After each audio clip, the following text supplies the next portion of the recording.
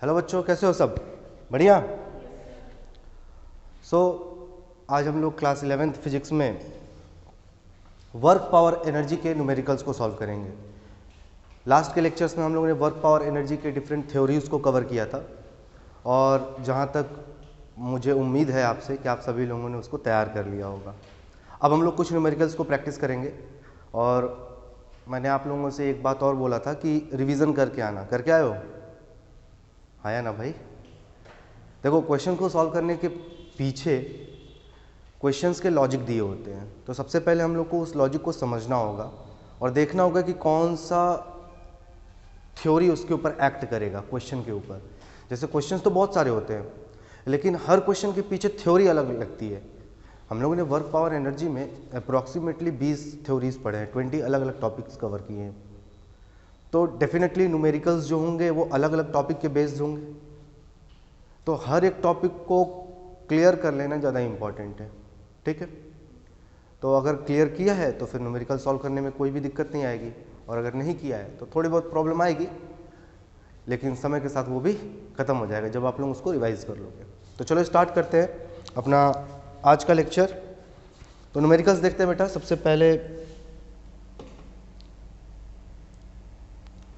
सबसे first numerical आपको दिख रहा है, क्या लिखा है बेटा?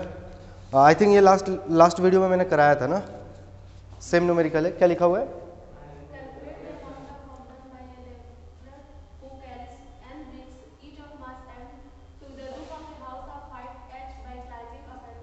Very good. सो बेटा क्वेश्चन कह रहा है calculate the amount of work done by a labourer.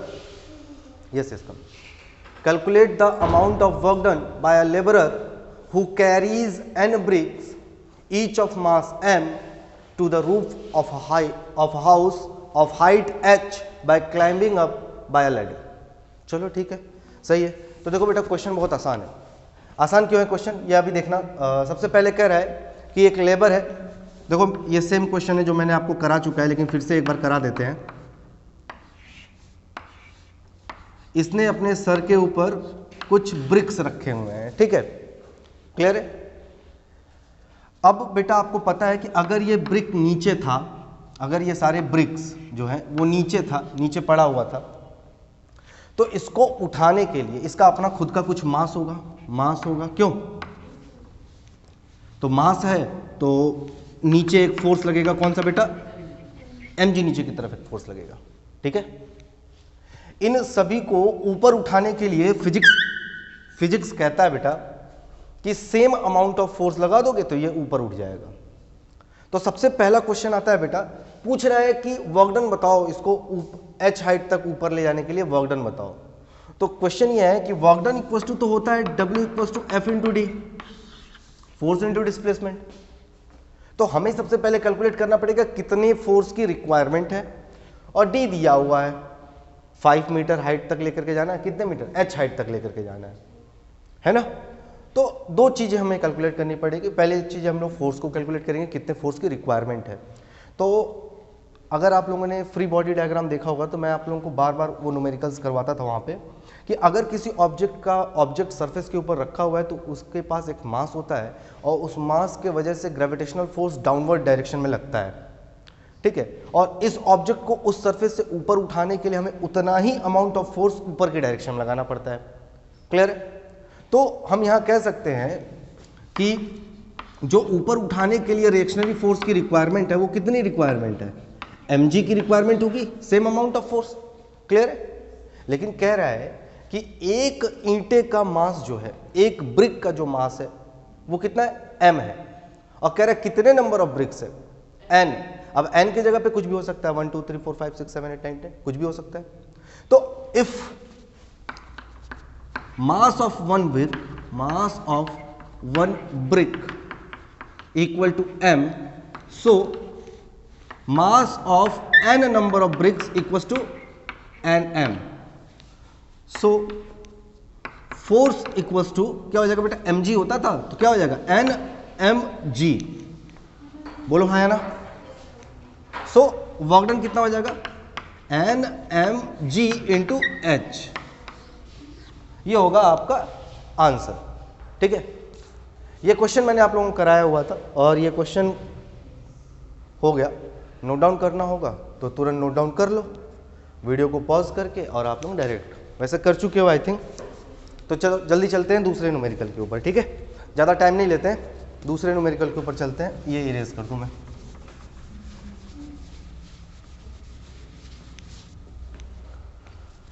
अब देखो बेटा सेकंड न्यूमेरिकल क्या कह रहा है, तो पढ़ रहे हो क्वेश्चन, जोर से पढ़ो क्वेश्चन को।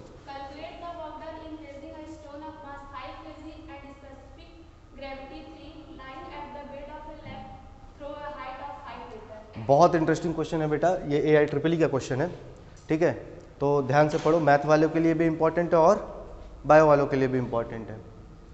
तो इस टाइप के क्वेश्चंस एग्जाम में पूछे जाते हैं। तो अब इस क्वेश्चन में बहुत टेंशन वाली बात है, कुछ वर्ड्स ऐसे मिल रहे हैं आपको जो आपको समझ में नहीं आ रहे। For example specific gravity is 3। तो अब इस क्वेश्चन को समझने के लिए बेटा, अगर आप लोगों ने मेरा पढ़ाया हुआ फ्री बॉडी डायग्राम पढ़ा है तो आपको बहुत अच्छे तरीके से समझ में आ जाएगा ये क्वेश्चन, कैसे इसको डील करेंगे वो आपको समझ में आ जाएगा। अगर नहीं पढ़ा है फिर भी मैं कोशिश कर रहा हूँ कि आपको समझ में आ जाए। एक कॉन्सेप्ट आपको समझ में आना चाहिए अभी भी, वो क्या होना चाहिए, वो ये है कि कोई भी ऑब्जेक्ट कहीं पे भी रखा हुआ है बेटा, कहीं पे भी रखा हुआ है, तो उसका वेट नीचे एक्ट करता है और उसको ऊपर उठाने के लिए उतना ही अमाउंट ऑफ फोर्स मुझे देना पड़ेगा। Is it clear? इतना पता है, फ्री बॉडी डायग्राम यही कहता है, ठीक। अब यहां पर क्वेश्चन थोड़ा सा चेंज है। अब पहले समझ लो कि क्वेश्चन क्या कह रहा है। क्वेश्चन कह रहा है कैलकुलेट द वर्क डन। चलो ठीक है, वर्क डन फाइंड आउट करना है। क्या दिया हुआ है, raising a stone of mass 5 kg। तो पहले जो जो दिया हुआ है वो नोट डाउन कर लेते हैं। m equals to 5 kg, yes coming. फिर कह रहा है specific gravity, yes coming 3। h equals to दिया बेटा कितना, 5 मीटर। इतनी सारी इंफॉर्मेशन आपको दी हुई है। तो मैं आप लोगों को बार बार कहता हूं बेटा कि जो छोटी मोटी इंफॉर्मेशन दी होती हैं क्वेश्चंस में, वही क्वेश्चन का सॉल्यूशन होता है। अभी देखना, इसी से सॉल्व हो जाएगा क्वेश्चन। हमें वर्क डन निकालना है तो सबसे पहली बात, वर्क डन का जो फॉर्मूला होता है W equals to F into D होता है। क्यों बेटा? तो मेरे पास यही फॉर्मूला है, इसी फॉर्मूले को मुझे यूज करना है। लेकिन यहाँ पर क्वेश्चन ये है कि यहाँ पर फोर्स नहीं दिया हुआ है कि कितना फोर्स लगेगा।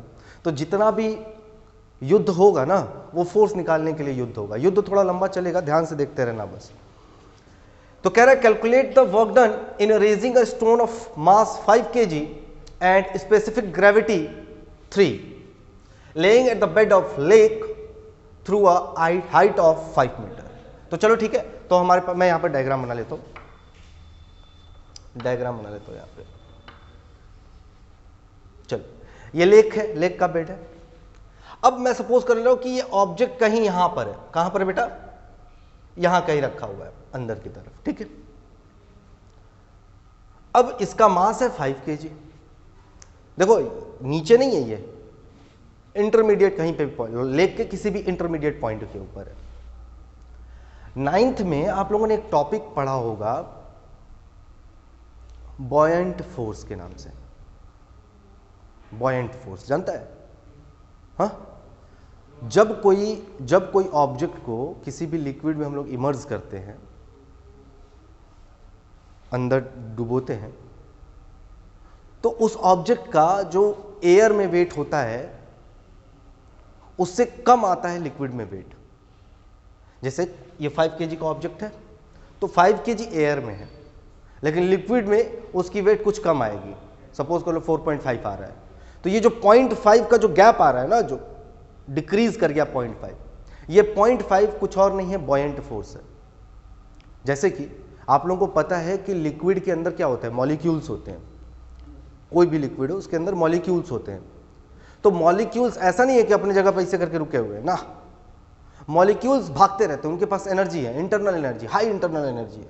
तो कभी इधर जाएगा, कभी उधर जाएगा, कभी उधर जाएगा, मतलब एकदम घुमक्कड़ है, एक जगह शांति से बैठता नहीं है। और अगर कोई पार्टिकल बेटा घुमक्कड़ है, हम और आप घुमक्कड़ हैं, आंख बंद करके बस घूमे जा रहे हैं, तो बार बार जा करके किसी ना किसी से टकराएंगे, और जब किसी से टकराएंगे तो उसको फोर्स डिलीवर करेंगे ना। मान लो मैं इससे टकरा गया, इसे खट से, तो फोर्स डिलीवर किया। तो जो मॉलिक्यूल्स जो इधर उधर घूमते हैं बेटा, वो जा करके कि जिससे टकराते हैं, जिनसे कोलाइड करते हैं, उनके पास जाकर के एक फोर्स डिलीवर करता है, उसी फोर्स को हम लोग कहते हैं बॉयंट फोर्स। अब अगर ये ऑब्जेक्ट किसी लिक्विड में इंसर्ट कराया गया तो लिक्विड के मॉलिक्यूल्स इसको ऊपर की तरफ धक्का देगा, ठीक। इसी की वजह से इसके एक्चुअल वेट में क्या आ जाता है, कमी आ जाता है। वेट क्या है, एक तरह का फोर्स है। ऑब्जेक्ट तो कोशिश कर रहा है कि 5 kg वेट पूरा लगाएं, तो 5 kg ऊपर से लग रहा है, लेकिन 0.5 kg नीचे से कोई लगा रहा है, तो टोटल नेट फोर्स कितना हो जाएगा, 4.5, है ना। तो आ गया ना इसके वेट में कमी। तो इस तरह के क्वेश्चंस को डील करने के लिए बेटा आपको बॉयंट फोर्स आना चाहिए कि मतलब क्या होता है बॉयंट फोर्स का। अब मैं आपको बता रहा हूं कि इस ऑब्जेक्ट का मैं एक फ्री बॉडी डायग्राम बनाता हूं। फोर्स मुझे कैलकुलेट करना है ना, तो देखो इसको उठाने के लिए एक फोर्स F की रिक्वायरमेंट होगी। मुझे यही F चाहिए, मुझे यही F निकालना है, कैलकुलेट करना है। अच्छा, इस ऑब्जेक्ट के सेल्फ वेट की वजह से नीचे की तरफ एक फोर्स लगेगा, तो सपोज कर लेते हैं ये फोर्स है F डैश, ठीक है, क्लियर है। अच्छा, लेकिन जो लेक है उस लेक के मॉलिक्यूल भी तो ऊपर की तरफ फोर्स लगाएगा, बॉयंट फोर्स। देखो हमेशा अगर किसी ऑब्जेक्ट को लिक्विड में रखते हैं तो वहां पर ये वाला केस हम लोग अप्लाई नहीं कर सकते, सर mg नीचे लग रहा है तो उतना ही फोर्स लगाना पड़ेगा F, काम खत्म। नहीं, इतना आसान होता तो यहां पर नहीं होता, इस बोर्ड पे ये क्वेश्चन होता ही नहीं। इस क्वेश्चन में थोड़ा सा ट्रिक है, उसी ट्रिक को मैं आपको समझा रहा हूं कि ये इतना आसान क्वेश्चन नहीं है F = mg रख देंगे काम हो जाएगा खत्म। यहां पर केस कुछ और है। अगर कोई ऑब्जेक्ट किसी लिक्विड में रखा गया है, लिक्विड में रखा गया है, तो लिक्विड के मॉलिक्यूल्स उसको ऊपर की तरफ धक्का देता है, ठीक है, और वो होता है बॉयंट फोर्स। क्या होता है बेटा, तो एक फोर्स F लग रहा है ऊपर की तरफ और एक force F dash double dash लग रहा है ऊपर की तरफ, और हमें कैलकुलेट क्या करना है बेटा, केवल और केवल F कैलकुलेट करना है, ठीक। और ये क्या है, F डैश नीचे फोर्स लग रहा है। अब मैं अलग अलग सभी फोर्स का वैल्यू नोट डाउन करने जा रहा हूं कि किस तरीके से फोर्स का एक ही फॉर्मूला है बेटा, मास इनटू एक्सेलरेशन। लेकिन यहां पर बात वर्टिकल मोशन की हो रही है, तो जहां जहां पर लेंगे फोर्स की वैल्यू mg के फॉर्म में लेंगे। किस फॉर्म में लेंगे, m इंटू जी, पक्का, यहां तो कोई दिक्कत, चलो ठीक है। बस एकदम सुनते रहो ध्यान से सुनोगे तो पूरी स्टोरी आपको समझ में आ जाएगा, आंसर भी आ जाएगा इसका, ठीक है। तो चलो ठीक है, m। अब देखो मास इक्वल्स टू हम लोग लिख सकते हैं density into volume, density upon volume, नहीं डेंसिटी इंटू वॉल्यूम, ठीक है। Mass equals to density into volume, ये फॉर्मूला होता है मास का, होता है ना। तो जहां पर भी मास होगा बेटा वो मैं डेंसिटी के फॉर्म में लिखूंगा। क्यों डेंसिटी के फॉर्म में लिखूंगा, क्योंकि क्वेश्चन में बेटा स्पेसिफिक ग्रेविटी दिया हुआ, डेंसिटी स्पेसिफिक ग्रेविटी के साथ इंटरकनेक्टेड है, ठीक है। चलो ठीक है, तो m की वैल्यू को डेंसिटी इंटू वॉल्यूम के फॉर्म में लिखेंगे। अब जरा सा देखो, F4 तो रिक्वायर्ड फोर्स है, F क्या है बेटा, रिक्वायर्ड फोर्स है टू रेज अप, ऊपर उठाने के लिए रिक्वायर्ड फोर्स है, ठीक है। अच्छा, F डबल डैश क्या है,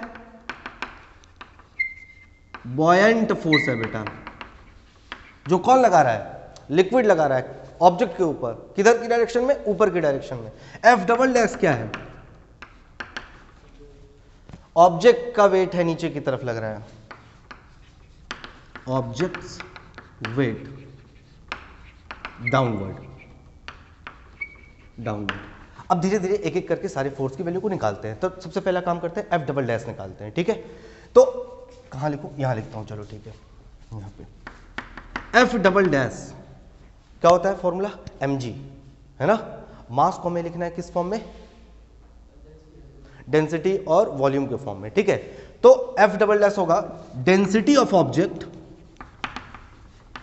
density of object into volume of object, volume of object into acceleration due to gravity, acceleration due to gravity. तो F डबल डैश क्या हो जाएगा बेटा आपका, अरे density of the object rho, volume of the object v and gravity g। आपको मिल गया यहां पर क्या बेटा, एफ डबल डैश, नीचे की तरफ जो फोर्स लग रहा है वो मिल गया आपको, ठीक है। अगर अब ये ऑब्जेक्ट जो है ना बेटा पार्शियली इमर्ज होता तो जितना भाग इमर्ज होता है उतने का ही मास लेते हैं हम लोग, ठीक है। लेकिन यहाँ पर पूरा इमर्ज है तो जो मास लेंगे वो पूरा ही लेंगे हम लोग, जो वॉल्यूम लेंगे वो क्या लेंगे, पूरा ही लेंगे, ठीक है। चलो एफ डबल डैश मिल गया, अब मुझे निकालना है, सॉरी एफ डैश मिला ना मुझे, इसका नीचे की डायरेक्शन में मिल गया फोर्स, एफ डैश मिल गया, एफ डबल डैश निकालना है मुझे। तो अब चलो एफ डबल डैश निकालते हैं, एफ डबल डैश। तो फॉर्मूला वही बेटा, डेंसिटी, वॉल्यूम और एक्सेलरेशन ड्यू टू ग्रेविटी, लेकिन इस ऑब्जेक्ट के ऊपर ऊपर की तरफ कौन लगा रहा है फोर्स, लेक लगा रहा है ना, लिक्विड लगा रहा है ना, लिक्विड के मॉलिक्यूल्स लगा रहे हैं। तो यहां पर डेंसिटी ऑब्जेक्ट का होगा कि लिक्विड का होगा, लिक्विड का होगा, है ना। अरे भाई डाउनवर्ड फोर्स कौन लगा रहा था, ये ऑब्जेक्ट लगा रहा था, किधर लगा रहा था, नीचे की तरफ लगा रहा था, तो डेंसिटी उस ऑब्जेक्ट का ले रहे थे। अभी इसके ऊपर अब थ्रस्ट फोर्स जो लगा रहा है, एफ डबल डैश जो लगा रहा है वो लिक्विड मॉलिक्यूल लगा रहा है, तो डेंसिटी लिक्विड का लेंगे, ठीक है। तो क्या होगा, डेंसिटी ऑफ लिक्विड, तो यहां पर रो लिक्विड, रो वाटर लिख देता हूं, ठीक है, क्लियर है। उसके बाद इनटू वॉल्यूम, है ना, कितने वॉल्यूम के ऊपर ये लगा रहा है, इनटू जी। क्लियर है बेटा, यहां तक कोई दिक्कत, कोई दिक्कत। नाउ एक फॉर्मूला होता है बेटा, density of object equals to specific gravity into density of object in liquid other medium, ठीक है, ओके, ठीक। रो क्या है, डेंसिटी है, किसका, ऑब्जेक्ट का, कहां पर, नॉर्मल जो उसका डेंसिटी है। रो डब्ल्यू क्या है, लिक्विड की डेंसिटी है, ठीक है, वाटर की डेंसिटी है, और स्पेसिफिक ग्रेविटी से मल्टीप्लाई कर देंगे। अब यहां पर ये रिलेशन बन गया आपका, ठीक। तो आपको मिल जाएगा क्या बेटा, रो इक्वल्स टू 3 रो डब्ल्यू, तो रो डब्ल्यू की वैल्यू कितनी मिल जाएगी बेटा, रो अपॉन 3 मिल जाएगा ना, रो अपॉन 3। अब एफ डैश में रो डब्ल्यू की वैल्यू रख दो, एफ डबल डैश में रो डब्ल्यू की वैल्यू रखोगे कितना आएगा, रो अपॉन 3 वी इंटू जी, मिल गया, मिल गया। आपको क्या क्या मिल गया बेटा, आपको मिल गया एफ डबल डैश मिल गया, आपको मिल गया एफ डैश मिल गया। आपको किसकी जरूरत है, एफ की जरूरत है। तो चलो आओ अब एफ निकालते हैं। अब क्या कैलकुलेट करते हैं, एफ कैलकुलेट करते हैं। तो जरा सा देखो फ्री बॉडी डायग्राम के अकॉर्डिंग एफ ऊपर की तरफ लग रहा है, और ऊपर की तरफ कौन सा लग रहा है, एफ डबल डैश लग रहा है, नीचे की तरफ कितना लग रहा है, एफ डैश, तभी तो ये ऑब्जेक्ट उठेगा। मैंने क्या कहा था, ऑब्जेक्ट सरफेस के ऊपर रखा हुआ है, नीचे की डायरेक्शन में एक फोर्स लग रहा है, ऊपर की डायरेक्शन में एक फोर्स, उतने ही फोर्स की रिक्वायरमेंट होगी तब ये उठेगा। तो इसको ऊपर उठाने के लिए हमको ये लॉ की इस प्रिंसिपल को फॉलो करना पड़ेगा कि ऊपर की तरफ लगने वाले फोर्स इक्वल्स टू इसके इक्वल होना चाहिए, है ना, नीचे वाले लगने की तरफ फोर्स के इक्वल होना चाहिए। तो अब मुझे एफ कैलकुलेट करना है, तो एफ इक्वल्स टू क्या हो जाएगा बेटा, F dash minus F double dash, F equals to F dash कितना है, rho V G minus rho by 3 V G, बोलो हाँ या ना, हाँ चलो। तो एफ की वैल्यू कितनी आ जाएगी बेटा, देखो रो वी जी कॉमन आ जाएगा ना, रो वी जी कॉमन आ जाएगा, क्या बचेगा 1 माइनस 1/3, यही बचेगा। अब क्या हो जाएगा, यहां देखो एफ इक्वल्स टू कितना हो जाएगा बेटा, रो वी जी 2/3,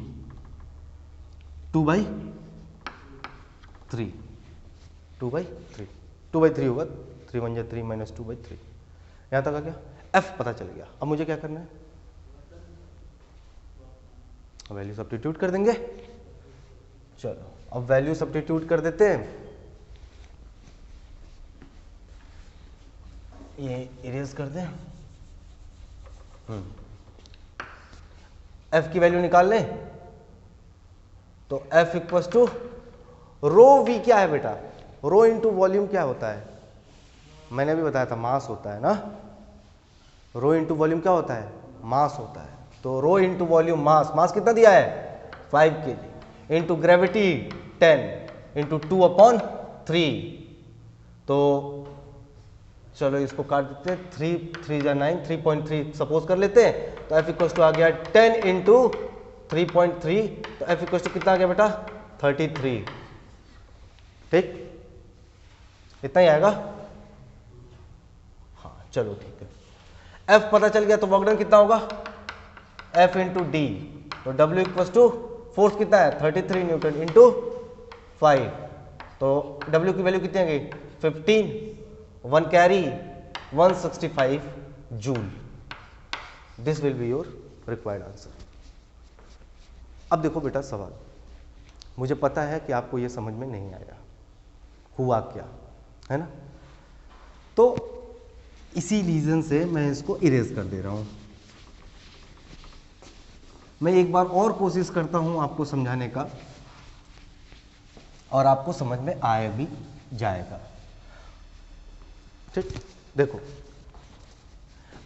अब सीक्वेंस में करते हैं। ठीक, सो ये मेरा लेक है।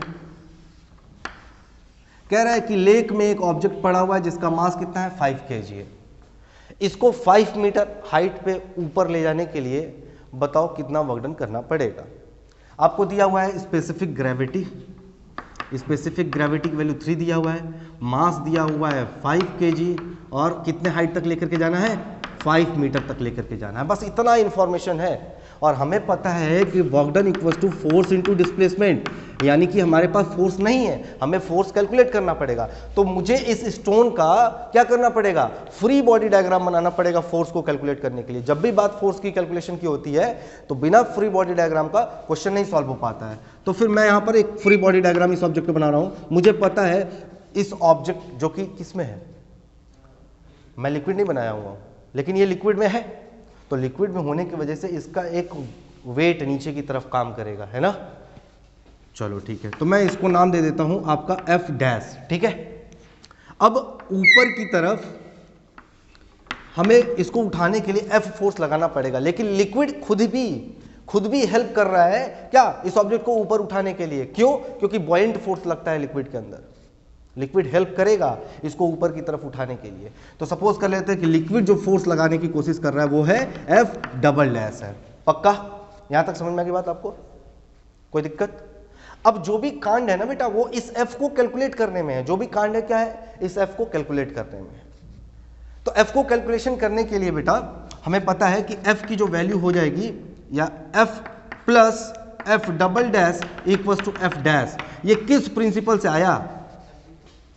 FBD से आया बेटा, फ्री बॉडी डायग्राम से आया। ये उसी प्रिंसिपल से आया। कह क्या रहा है ये क्वेश्चन? इसका मतलब क्या है? इसका मतलब है बेटा, देखो हम लोग बार बार पढ़े, इसके पहले n ब्रिक्स वाला जो क्वेश्चन कर रहे थे, वहां पर इस ऑब्जेक्ट का मास mg नीचे की तरफ लग रहा था, तो इसको उठाने के लिए mg फोर्स ही तो लगा रहे थे हम ऊपर की तरफ। हाँ, तो sum of all upward force equal to sum of all downward force, तभी ये ऑब्जेक्ट ऊपर उठ पाएगा। तो sum of all upward force F double dash plus F equals to sum of all downward force, तभी ये ऑब्जेक्ट ऊपर उठ पाएगा। तो यहां पर इक्वेशंस मुझे मिल चुके हैं। मुझे मिला F की वैल्यू कितनी बेटा? F equals to F dash minus F double dash. यहां तक क्लियर है? हाँ, यहां तक क्या किया है? F डबल डैश को इधर भेज दिया तो माइनस में हो जाएगा। ठीक, अब काम करते हैं, एक बार F निकाल लेते हैं, एक बार F डैश निकाल लेते हैं, एक बार F डबल डैश निकाल लेते हैं। अलग अलग वैल्यू निकाल करके सब्स्टिट्यूट करेंगे, फोर्स मिल जाएगा। ठीक, फोर्स मिल जाएगा तो हम क्या कर लेंगे? H की वैल्यू रखेंगे, तुरंत खट से मेरा क्या आ जाएगा? वर्क डन आ जाएगा। तो चलो सबसे पहले हम F डैश निकालते हैं, नीचे के डायरेक्शन में लगने वाला फोर्स। तो नीचे के डायरेक्शन में लगने वाला फोर्स क्या होता है? Mass into gravity. क्या? Mass into gravity. और मास को मैं मास न लिख करके लिख रहा हूं क्या? Rho into V. तो mass equals to density into volume. ये दोनों मिलकर के क्या दे रहा है बेटा?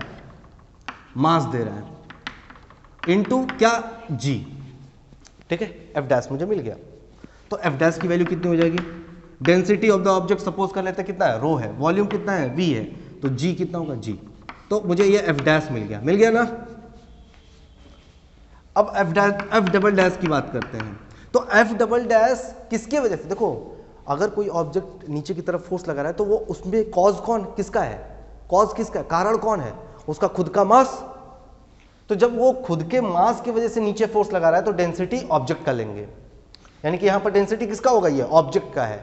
लेकिन हमें पता है कि जो बॉयंट फोर्स है वो ऑब्जेक्ट नहीं लगाता, वो लिक्विड लगाता है, तो जो डेंसिटी यहां पर लेंगे वो लिक्विड की डेंसिटी लेंगे, तो यानी कि रो एल या फिर रो डब्ल्यू है ना लिक्विड की, ठीक, into volume of the object, कितने वॉल्यूम के ऊपर, कितने वॉल्यूम, इस ऑब्जेक्ट का कितना वॉल्यूम है जिसके ऊपर बॉयंट फोर्स एक्ट कर रहा है, इनटू जी। यहां तक समझ में भाई। सिंस वी नो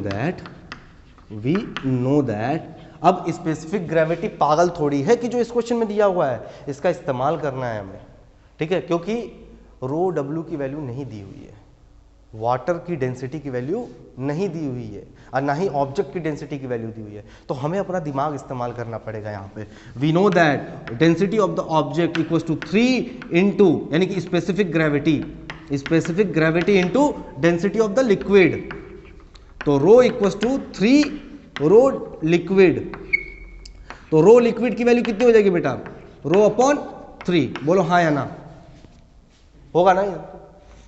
अब जब रो लिक्विड की वैल्यू आ गई रो अपॉन 3, तो रो लिक्विड वाले में हम वैल्यू सब्स्टिट्यूट कर देंगे, क्योंकि दोनों रो में होगा तो काम आसान होगा। सब्ट्रैक्ट करना है ना बेटा। ये बताओ आलू में से प्याज को सब्ट्रैक्ट कर सकते हैं क्या, नहीं। आलू काटेंगे प्याज बन जाएगा क्या, नहीं। आलू काटेंगे आलू ही मिलेगा, आलू में से आलू ही माइनस हो सकता है, सेब में से सेब ही माइनस हो सकता है, रुपए में से डॉलर माइनस नहीं होता, रुपए में से रुपए माइनस हो सकता है, मास में से मास ही माइनस हो सकता है, वॉल्यूम माइनस नहीं हो सकता। तो सेम कैरेक्टरिस्टिक्स वाले को ही आपस में माइनस कर सकते हैं बेटा, ये बात समझो। तो एक में आ रहा है रो की वैल्यू, एफ डैश में आ रहा है रो, और एफ डबल डैश में आ रहा है रो डब्ल्यू, रो लिक्विड, तो डायरेक्ट माइनस नहीं कर सकते, हमको कन्वर्ट करना पड़ेगा रो के फॉर्म में इसे। तो रो लिक्विड के जगह पे हम रखेंगे रो बाई 3, रो लिक्विड की जगह पे क्या रखेंगे बेटा, रो बाई 3, तो आपको मिल जाएगा F double dash equals to rho upon 3 V into G, बोलो हाँ या ना, बोलो हाँ या ना। अब क्या करेंगे बेटा, देखो एफ डैश मिल गया, एफ डबल डैश मिल गया, मेरा मेन इक्वेशन भी पता है, यहां से हमको फोर्स की वैल्यू पता चल जाएगी। तो फोर्स आ जाएगा आपका F dash that is rho V G minus rho upon 3 V G. तो एफ की वैल्यू कितनी आ जाएगी, रो वी जी कॉमन कर लो बेटा, मिल जाएगा आपको 2/3। तो एफ की वैल्यू कितनी आ जाएगी, रो वी मतलब बेटा, रो वी मतलब मास, अरे density into volume means mass, तो मास कितना दिया 5 kg इंटू 10 इंटू 2/3 डिवाइड करो 3.3 आ जाएगा। एफ की वैल्यू कितनी आ जाएगी, एफ की वैल्यू आ जाएगी 33 न्यूटन, 33 न्यूटन। इसका मतलब इस ऑब्जेक्टवा को ऊपर उठाने के लिए कितना न्यूटन का फोर्स लगाना पड़ेगा, 33 न्यूटन। अब मेरा एक क्वेश्चन है तुमसे, आपसे भी क्वेश्चन क्या है कि क्या अगर ये ऑब्जेक्ट लेक में है, अगर एयर में रहता तो 33 न्यूटन ही लगाना पड़ता, ज्यादा लगाना पड़ता, कम लगाना पड़ता, ज्यादा लगाना पड़ता ना। रीजन यही है बेटा कि यहां पर बॉयंट फोर्स भी हेल्प कर रहा लगाने के लिए, वहां पर बॉयंट फोर्स नहीं होता, वो मुझे खुद करना पड़ता। कितने समझदार हो तुम सब।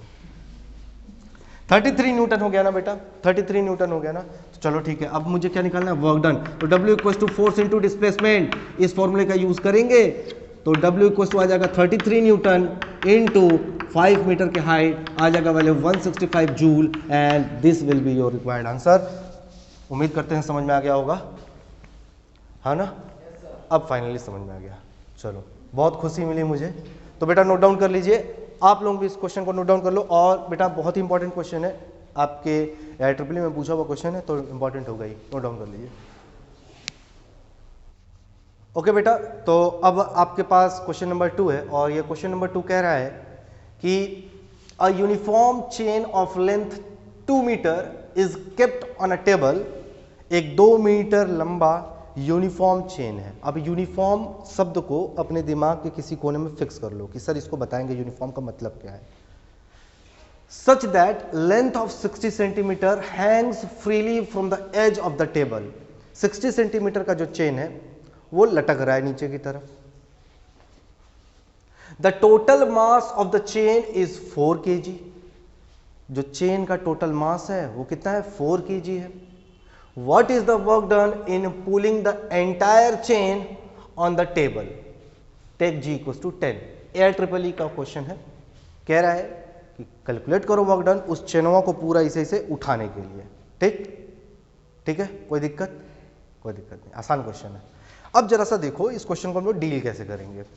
तो क्वेश्चन बनाते हैं पहले, ठीक। तो यहां पर कह रहा है बेटा एक टेबल है आपके पास और इस टेबल के ऊपर कितना 2 मीटर लंबा चेन रखा हुआ है। तो चलो चेन बना लेते हैं। तो चेन ऐसे कुछ बनेगा बेटा, देखो मेरा ड्राइंग थोड़ा सा गड़बड़ है,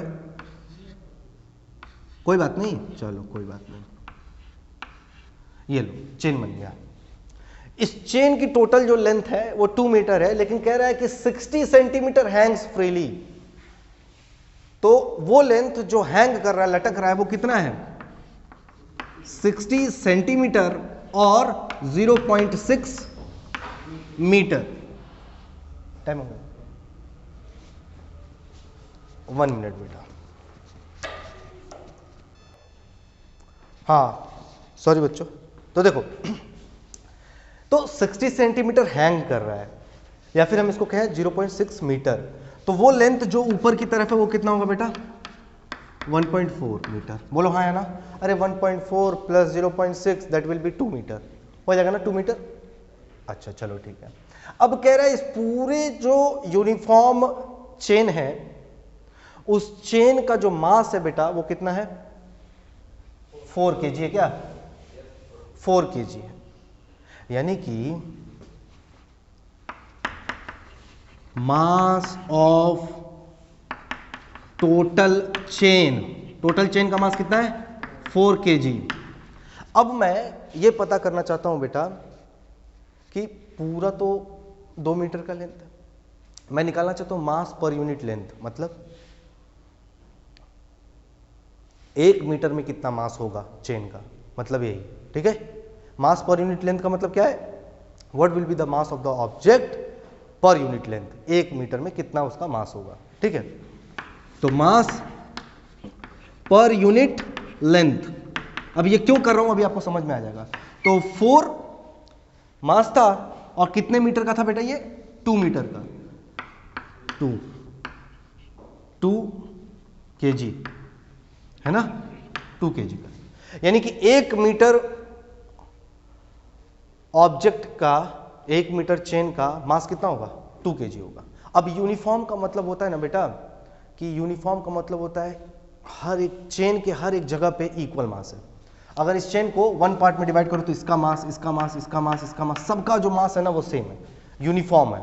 ठीक है, ऐसा नहीं है कि कहीं पर मास ज़्यादा है कहीं पर मास कम है। अगर ऐसा होता तो मास पर यूनिट लेंथ निकालने से कोई फायदा नहीं होता। मास पर यूनिट लेंथ मैंने निकाला क्यों, तो मास पर यूनिट लेंथ बेटा मैंने इसलिए निकाला क्योंकि मुझे इतना ही ऑब्जेक्टवा को उठाना है, तो इतना उठाने के लिए कितना इसका मास वो तो पता होना चाहिए ना। तो 1 मीटर लेंथ 2 मीटर लेंथ के चेन का मास 4 kg था, 1 मीटर लेंथ का चेन का मास कितना हो जाएगा 2 kg हो जाएगा। तो 0.6 मीटर लेंथ वाले चेन का मास कितना हो जाएगा 0.6 metre of length of chains mass कितना हो जाएगा बेटा 2 इंटू 0.6 1.2 kg। बोलो हाँ या ना। देखो कह रहा है क्वेश्चन इस तरह से समझो, बचपन में किए होगे। 1 डजन केले का दाम, बनाना का दाम 12 रुपए है, 12 रुपीज है, तो मुझे 15 बनाना चाहिए, इसका कॉस्ट बताओ। तो 1 दर्जन बनाना मतलब कितना, 12 बनाना का दाम कितना हो गया 12 रुपए। तो एक बनाना का निकालेंगे कितना होगा 12/12 1, तो 15 के लिए कितना हो जाएगा 15 रुपए। बोलो हाँ या ना। वही तो किया हूं यहाँ पे, वही तो किया हूं ना यहाँ पे, समझ गए बात को। कह रहा है मास of the total chain 4 kg है, मैं निकाल लिया पहले एक चेन का मास, तो वो आ गया 2 kg। अब मुझे इतने का निकालना था क्योंकि इतना ही तो हैंग कर रहा है, तो इतना उठाने के लिए काहे पूरा मास लेंगे, इतना ही मास लेंगे। तो यानी कि हमको कितना 1.2 kg मास क्या करना है उठाना है बेटा, समझ गए बात को। 1.2 kg मास क्या करना है हमको पुल करना है, उठाना है, समझ गए बात को। इतना ही मुझे करना था। अब मास मिल गया, हाइट कितना है बेटा 0.6 मीटर। अरे इतने को ही ना उठाना है। अब देखो बेटा, देखो यूनिफॉर्म लेंथ है 0.6 है, तो अगर ये देखो ऑब्जेक्ट, फ्री बॉडी डायग्राम पढ़ा है आप लोगों ने, मेरा नहीं पढ़ा है ना, फिर भी वही कहानी है अभी भी। अगर कोई ऑब्जेक्ट यूनिफॉर्म होता है, क्या होता है, यूनिफॉर्म होता है, यूनिफॉर्म लेंथ का होता है, यूनिफॉर्म मास का होता है, तो ऐसा नहीं है बेटा कि 1.2 kg तो इस पूरे ऑब्जेक्ट का क्या है, वेट है। आपको केवल इसके सेंटर ऑफ ग्रेविटी, आपको पता है ना सेंटर ऑफ ग्रेविटी क्या होता है, centre of gravity of a object is that reference point over which whole mass is acted. Centre of gravity किसी भी ऑब्जेक्ट का वो पॉइंट होता है जहां पर पूरे ऑब्जेक्ट का पूरा मास क्या करता है, एक्ट करता है, ठीक। तो अगर ये 1.2 kg का ये लटकता हुआ जो चेन है 1.2 kg का है, तो मैं कह रहा हूं कि इसके सेंटर ऑफ ग्रेविटी कितने पे होगा, सेंटर ऑफ ग्रेविटी कितने पे होगा बेटा 0.3 पे होगा। हाँ, यूनिफॉर्म चेन है तो सेंटर ऑफ ग्रेविटी हमेशा मिड पॉइंट पे होता है। सेंटर ऑफ ग्रेविटी कहां होता है, मिड पॉइंट पे होता है अगर यूनिफॉर्म है तो, वरना सेंटर ऑफ ग्रेविटी अलग अलग पॉइंट होते हैं, ठीक है। तो सेंटर ऑफ ग्रेविटी 0.3, तो आपको केवल सेंटर ऑफ ग्रेविटी को ही उठाना है, बाकी तो अपने आप उठ जाएगा, क्योंकि सेंटर ऑफ ग्रेविटी पे ही सारा मास लग रहा है। तो हमें हाइट कितना लेना होगा, 0.6 लेना होगा, 0.3 लेना होगा, 0.3 लेंगे, क्योंकि हमें केवल सेंटर ऑफ ग्रेविटी तक को मूव करना है। सेंटर ऑफ ग्रेविटी को यहां तक लाने के लिए, टेबल तक लाने के लिए कितना मीटर उठाना पड़ेगा, 0.3 मीटर उठाना पड़ेगा। ये नहीं कि आप पूरा उठा लो इससे करके चेन, पूरे चेन से मतलब ही नहीं हमको, सेंटर ऑफ ग्रेविटी को ऊपर लेते आओ, हम समझ जाएंगे कि मेरा काम खत्म हो गया। तो वर्क डन कितना हो जाएगा बेटा, फोर्स इनटू डिस्प्लेसमेंट, फोर्स कितना आया है, फोर्स mg इनटू डिस्प्लेसमेंट कितना 0.3, तो वर्क डन कितना हो जाएगा, मास कितना है बेटा 1.2 kg ना, अच्छा, इनटू जी कितना कह रहा है 10 लेने के लिए कह रहा है, और ये कितना हो रहा है 0.3, तो कितना हो जाएगा बेटा 3.6, क्या वर्क डन आ गया 3.6 जूल, वर्क डन आ गया। अरे 1.2 को 12 हो गया, 12 3 जा 36, पॉइंट लगेगा एक पॉइंट पे 3.6 जूल, काम खत्म। समझ गए बात, क्लियर है। मैं क्या समझा रहा था बेटा, यहाँ पर थोड़ा सा आपको दिक्कत हो सकता है कि सर हाइट तो 0.6 मीटर है, इसी को तो उठाना है मुझे, अब तक मैं पूरा हाइट ले रहा था, है ना। तो एक्चुअली बेटा सपोज कर लो कि ये है आपका एक लेंथ, एल लेंथ का रॉड, ठीक, एल लेंथ का रॉड है, और आपको इस एल लेंथ के रॉड को उठा करके इसके ऊपर रखना है, ठीक। तो इसका मास पहले निकाल लोगे, जी एक्ट कर लोगे, तो ये आपको मिल जाएगा फोर्स, फिर लेंथ है ना, हाइट, लेंथ या हाइट, यही तो होता है mgh, यही तो वर्क डन होता है। तो अब ये पूरा एल आपको नहीं लेना पड़ेगा, अगर ये यूनिफॉर्म लेंथ होता ना रॉड का, तो ये मिड पॉइंट में इसका सेंटर ऑफ ग्रेविटी होता, तो आपको केवल सेंटर ऑफ ग्रेविटी को मूव कराना होता है यहां तक। तो सेंटर ऑफ ग्रेविटी को मूव कराने के लिए L/2 ले लेंगे लेंथ, वही मैं यहां पर भी किया हूं। यूनिफॉर्म चेन है, 0.6 मीटर लेंथ है, तो इसका सेंटर ऑफ ग्रेविटी 0.3 के ऊपर लाई करता, तो मुझे केवल सेंटर ऑफ ग्रेविटी को मूव कराना था। समझ गए आगे बात, चलो ठीक है, वीडियो को पॉज कीजिए बेटा, इसको नोट डाउन कीजिए, नेक्स्ट क्वेश्चन के ऊपर चलते हैं जल्दी से खटाक से।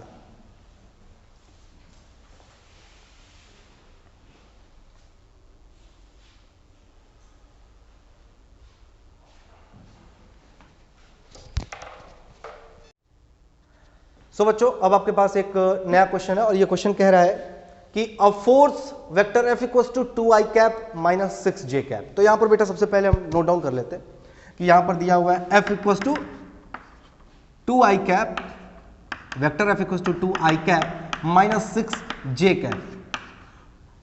Newton is applied on a body which is sliding over a floor. तो एक ऑब्जेक्ट है जो कि किसी फ्लोर के ऊपर स्लाइड कर रहा है, उसके ऊपर एक फोर्स इतना लग रहा है।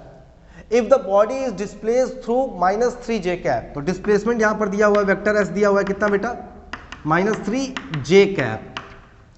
तो कह रहा है how much work is done by the force, तो हाई फोर्स ने कितना काम किया ये पूछ रहा है। तो क्वेश्चन बहुत आसान है, W इक्वल टू होता है बेटा F वेक्टर डॉट S, यानी कि F और S का डॉट प्रोडक्ट कर देंगे। क्या कर देंगे, डॉट प्रोडक्ट। मैं ये मान के चलता हूं कि डॉट प्रोडक्ट आपको आता है, ठीक। तो W इक्वल टू F की वैल्यू कितनी है बेटा 2i cap minus 6j cap dot minus 3j cap. तो W इक्वल टू हो जाएगा बेटा देखो 2i इंटू माइनस 3j, तो 2i कैप इंटू -3 जे कैप, ठीक है। फिर माइनस आ रहा है -6, चलो -6 जे कैप और 3 जे कैप, ये ऐसे प्लस लगा दिया, यहां माइनस यहां माइनस, दोनों माइनस में होगा, ठीक है। इनटू में है बेटा, ये किस में है? इनटू में। तो आई और जे का जो प्रोडक्ट होता है, dot product, means I dot J जो होगा बेटा वो होगा 0। Dot product of two non similar unit vector is 0, ठीक है। तो आई डॉट जे 0, लेकिन जे डॉट जे जो होता है बेटा वो उसकी वैल्यू हो जाती है 1। तो देखो माइनस तो माइनस प्लस हो गया और जे जे हो गया 1, 6 3 जा 18, तो 18 joule will be your required answer. काम हो गया खत्म, ठीक है। चलो बेटा, तो खटाक से इसको नोट डाउन कीजिए, आगे बढ़ते हैं। आसान क्वेश्चन था, बहुत आसान question.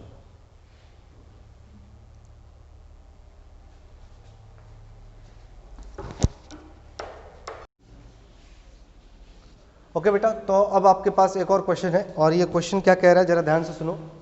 A particle is acted upon bye a constant forces F1 की वैल्यू दी हुई है 2 आई कैप माइनस 3 जे कैप प्लस 4 के कैप, और F2 की वैल्यू दी हुई है माइनस आई कैप प्लस 2 जे कैप माइनस 3 के कैप, ठीक। उसके बाद कह रहा है is displaced from the point A, यहां से डिस्प्लेस करना स्टार्ट किया और कहां तक डिस्प्लेस किया? यहां तक डिस्प्लेस किया। Find the total work done by these forces, इस फोर्स की वजह से कितना ये काम किया, ये कह रहा है, ठीक है। तो अब जरा सा देखो बेटा, पहले फोर्स की बात करते हैं। तो फोर्स की वैल्यू देखो आई में दी हुई है, जे में दी हुई है यानी, और के में दी हुई है। तो मैंने आप लोगों को पढ़ाया था कि अगर एक्स एक्सिस के अलोंग कोई फोर्स लगता है तो वहां पर आई लेते हैं, वाई के अलोंग लेते हैं तो जे लेते हैं, और जेड के अलोंग लेते हैं तो के लेते हैं। तो इसका मतलब जो फोर्स है बेटा वो कहाँ लग रहा है? स्पेस में लग रहा है, क्योंकि तीनों है वहां पे, है ना। तो स्पेस में एक पॉइंट ए है, ठीक है, इसके ऊपर F1 फोर्स लग रहा है, ठीक, और एक और फोर्स लग रहा है, इसी के ऊपर एक और फोर्स लग रहा है F2, ठीक है। दो फोर्सेस लग रहे हैं, किसके ऊपर? पॉइंट ए के ऊपर। और उसने क्या किया? डिस्प्लेस करा दिया। तो पॉइंट ए कहां पर है? तो पॉइंट ए का लोकेशन है बेटा, पॉइंट ए क्या है? 2 आई कैप प्लस 1 जे कैप प्लस 0 के कैप। क्योंकि बेटा यहां पर 2, 1, 0 तीन क्वाड्रेंट दिया हुआ है, तो इसको मतलब हम समझ जाएंगे कि यहां पर ये स्पेस की बात कर रहा है ना। ऑब्जेक्ट का पोजीशन क्या है? ये पोजीशन बताता है।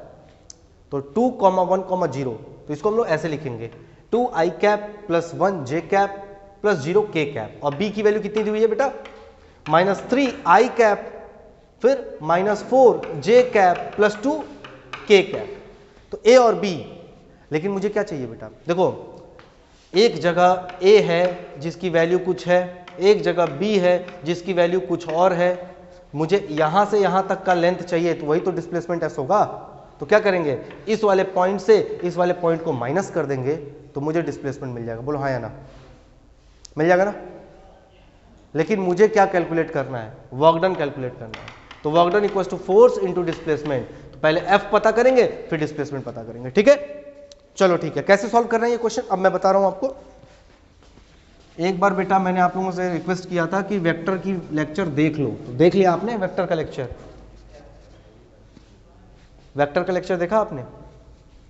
तो क्वेश्चन कह रहा है कि a particle is acted, F1 की वैल्यू कितनी दी हुई है? 2 आई कैप माइनस 3 जे कैप प्लस 4 के कैप। F2 की वैल्यू कितनी दी हुई है बेटा? माइनस आई कैप प्लस 2 जे कैप प्लस 3 के कैप। तो अगर F यानी कि टोटल फोर्स उस पार्टिकल पे कितना लग रहा है, तो F equals to vector F plus vector F2। तो 2 आई कैप माइनस का यहां पे -3 के प्लस 4 के कैप, ओके, और प्लस माइनस आई कैप प्लस 2 जे कैप माइनस 3 के कैप। तो देखो 2 - 1 कितना हो जाएगा? आई कैप, बोलो हाँ या ना। -3 और प्लस 2 प्लस 5 जे कैप प्लस 4 -3 कितना बचेगा बेटा? प्लस 1 के कैप, बोलो हाँ या ना। ये मिल गया आपको पास फोर्स बेटा, वेक्टर फोर्स की वैल्यू। वेक्टर एफ की वैल्यू होगी। अब मुझे डिस्प्लेसमेंट निकालना है, तो पॉइंट ए का जो लोकेशन दिया हुआ है बेटा वो दिया हुआ है 2, 1, 0, तो 2 i cap 1 j cap plus 0 k cap. Vector B equals to -3 i cap -4 j cap plus 2 k cap.